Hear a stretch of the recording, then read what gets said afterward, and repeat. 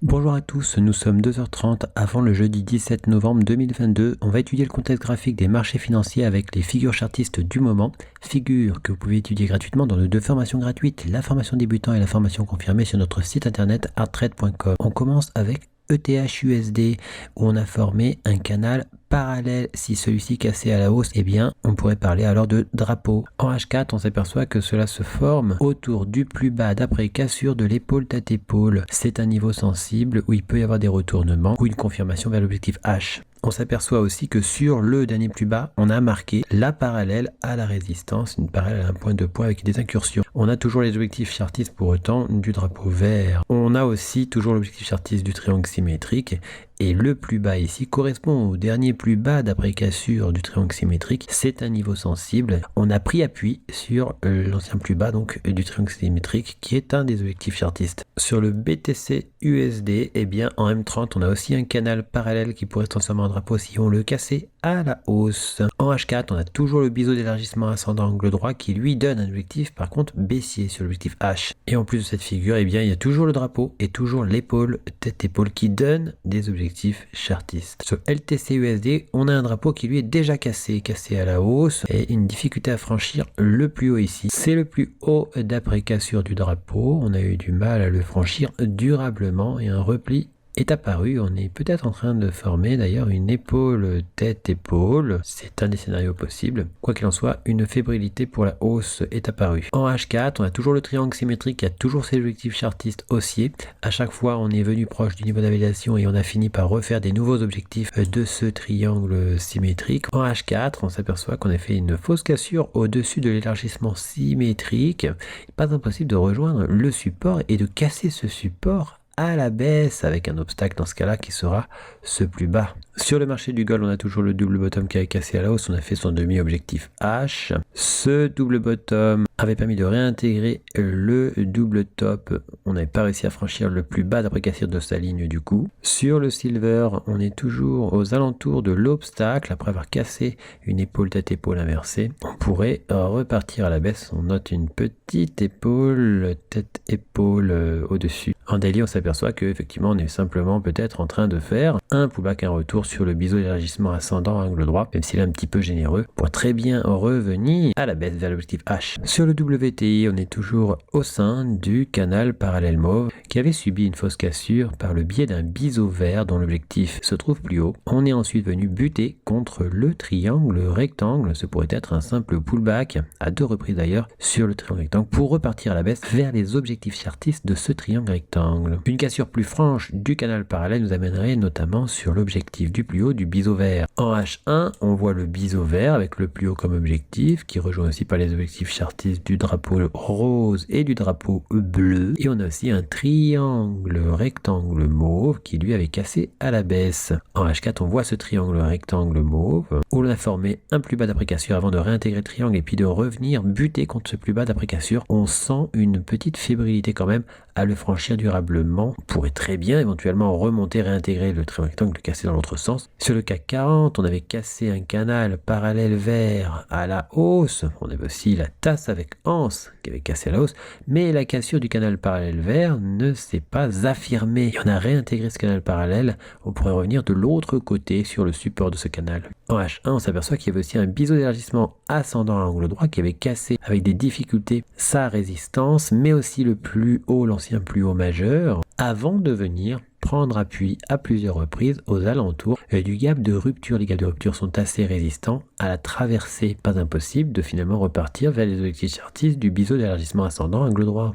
Toutefois, la difficulté à le franchir de façon franche montre une certaine fébrilité quand même et une hésitation claire. On pourrait très bien redescendre de l'autre côté. En H4, on s'aperçoit que l'on est autour d'un objectif chartiste où il y a parfois des replis. Sur le marché du DAX, On a toujours le double top, on avait cassé, on avait réintégré, mais on est de nouveau sous la ligne du coup. En daily, on a toujours l'objectif chartiste du biseau descendant. Sur le FTSE, on était venu frôler l'objectif H du drapeau avant de former un triangle symétrique qu'on a cassé à la baisse. On a fait un pullback dessus. On avait cassé aussi la ligne du cou bleu d'une épaule, tête, épaule, qui avait cassé donc à la baisse, mais on a réintégré. Mais pour rejoindre le triangle symétrique et prendre appui dessous. On pourrait donc aller vers les objectifs chartistes de ces deux figures qui, s'ils étaient complétés, permettraient l'invalidation du drapeau. Sur le marché du Dow Jones en H1, eh bien on avait donc ce double bottom, sa ligne du coup. On pourrait rejoindre cette ligne du coup, aidé par le triangle rectangle qui lui a des objectifs chartistes plus bas que la ligne du coup. Sur le S&P 500 en H1, on a une épaule tête-épaule qui tente une cassure baissière. Si on devait retracer toute la tendance précédente, eh bien on aurait un objectif encore plus bas. En H4, on s'aperçoit que l'épaule tête-épaule verte apparaît juste au-dessus du demi-objectif H du canal parallèle rose, ce qui pourrait permettre de rejoindre à nouveau la ligne du coup de la tasse avec anse, qui si elle était cassée pourrait permettre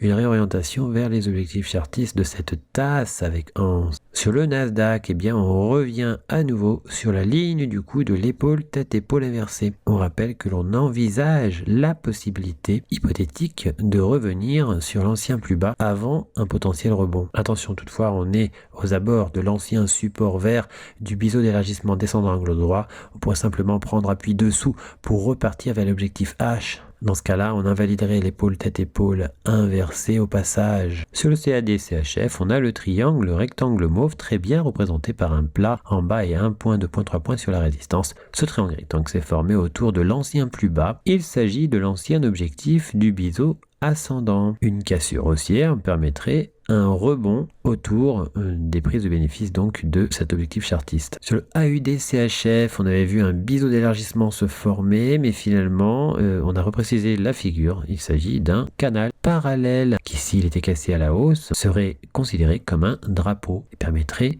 une orientation théorique vers les objectifs de la figure et donc aussi de l'objectif du triangle rectangle mauve. Sur l'euro GBP, on a formé, semble-t-il, une épaule tête-épaule qui sera confirmée si on casse à la baisse cette configuration. Dans ce cas-là, eh bien, on aurait des objectifs chartistes baissiers qui permettraient potentiellement de venir casser le double bottom à la baisse finalement pour éventuellement s'orienter vers les objectifs H du V-top d'origine. Sur l'euro CAD, on avait formé un nouveau plus haut d'après cassure et on a fait ensuite un pullback. On a du mal à franchir pour l'instant ce nouveau plus haut d'après cassure. On va attendre de voir. Sur le USD JPY, on a la tasse avec anse qui avait cassé, formé un plus bas d'après cassure qu'on n'a pas réussi à franchir durablement, mais on a pris appui de nouveau aux abords de la ligne du coup de la tasse avec anse. C'est pas impossible de venir recasser les choses à la baisse. Si on rejoignait la ligne bleue, eh bien on pourrait éventuellement former une épaule, tête,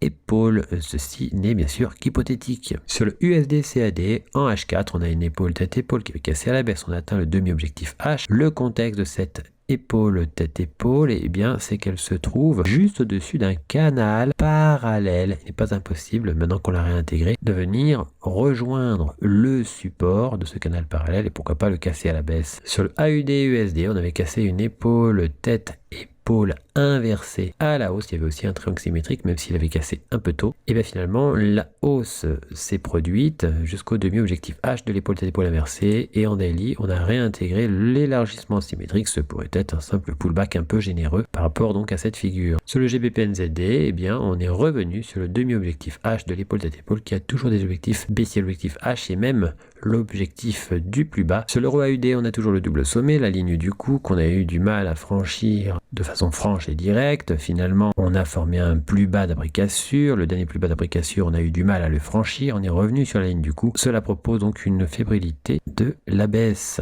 En daily, on s'aperçoit qu'on revient au-dessus de la ligne du coup du double creux. Même si on avait eu du mal à franchir le plus haut d'après cassure, il pourrait y avoir un retest de ce niveau. Sur le AUD-JPY, on a toujours les objectifs chartistes du triangle rectangle.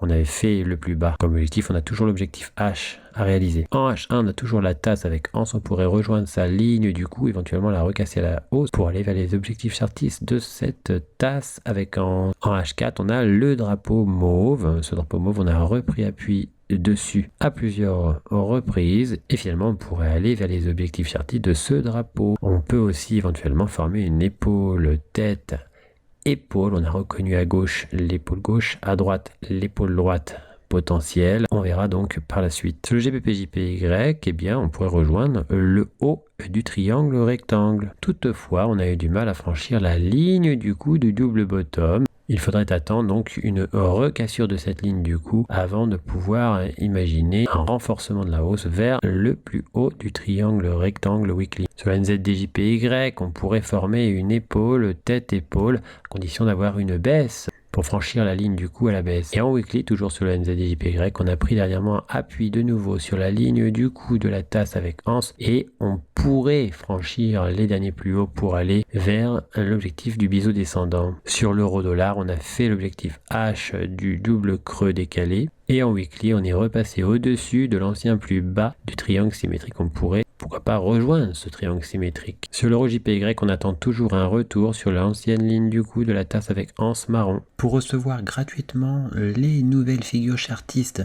en notification, vous allez sur le site internet, vous cliquez sur Analyse VIP. Une fois que vous êtes sur Analyse VIP, vous cliquez sur S'abonner et puis vous n'aurez plus qu'à vous inscrire.